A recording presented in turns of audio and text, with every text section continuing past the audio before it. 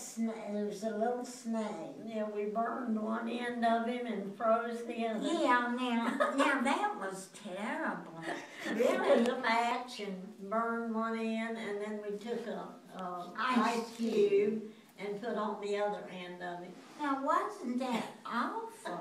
I wonder what a psychiatrist would say about that.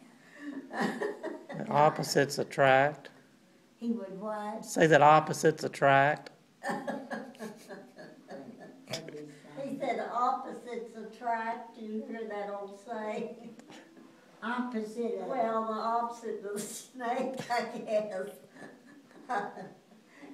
He said, you know, the old saying, opposites attract. Oh, opposites attract. Right, so maybe you were trying to attract that snake. We had the opposite. We had burned his head, and I know we froze, and froze his tail. Oh, goodness. But he was just a little black snake. Wasn't he a black snake?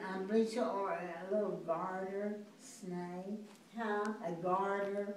Yeah, could have been a garter snake. I think they're sort of striped, aren't they? Maybe so. You found him. I don't know. Blame it on her now. You blaming it on Mama. Yeah, but I remember the worst thing when Kermit, you know, got drunk ever so often. And he would come one time, he came in, and he'd always go to sleep.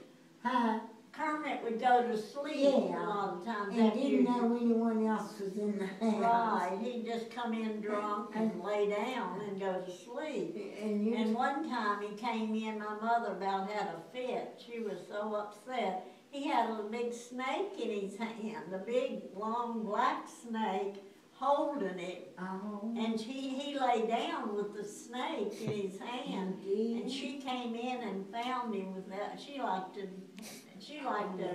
pass out when she saw that snake, you know. Sure. But she couldn't get it away from him. He was asleep, but he had it clutched in his hand. I wouldn't want to get it away from him. I'd make him get up and get rid of it. I wouldn't be able to take it from him. No, he wasn't. I think he had to wait till my daddy came. Yeah, I would have been too afraid to take it from him. Right, but I'd be afraid of snake, though. Well, that's what I'm saying. Yeah. The snake is the big deal, yeah. Yeah. But you know what I thought you were going to tell, and I know you remember this. I was down, you and I were in that bedroom closest to the company store, you know. Yeah, the big look one out that came I went out. and see the walks and everything. And we were sitting on the bed, talking or looking at a catalog or something. Here comes Kermit's in singing, and he doesn't know that anyone's there, and he doesn't have a stitch of clothes on. Remember? And we said something, and he just ran back. I forgot. That's what I thought, and I remember I thought. Yeah, but do you remember that Mr. Adams also got drunk? That was the postmaster next door, Duncan. And he got drunk, and his wife was at our house.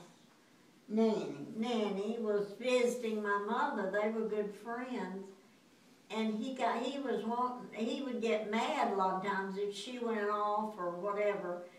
So he had a gun, and he came in, opened the door and hollering for Nanny, said, "You better get yourself down here," or something.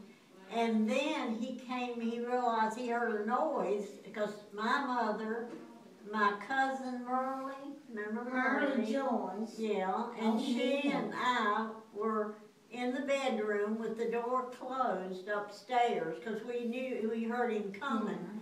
And we shut the door, but he heard us, and he come running up the stairs, took that gun and shot it through the door, and it went through my legs, that hole was still there when we went a few years ago to look at the house. that hole was still in the door. In the door. Low, it was low, and I was, wonder it hadn't killed me. Oh, yes. But it went, I was standing, it went through. Went right through your legs, and I was thinking, but I know how you got that scar. You had a scar. Oh yeah, that was you from the sat on the radiator. rest. Yeah, my Don Kermit Put you or Don down. one was watching me in the living room. I was just a baby, I mean little, toddler probably. And he put a pillow on the radiator and put me on the pillow, and my legs went down. It couldn't, he couldn't get me out because he was too young. And time they got me out, I still have scars from that. And my legs were bruised. It's amazing y'all live to tell about all this stuff. Oh, yes, and it just seems like it's all coming back. And something else. You remember the time that my brother Bob and Don were pretty good friends. Don was a little bit older, but I don't know if they went to football games or what, but one night they went to a party and they got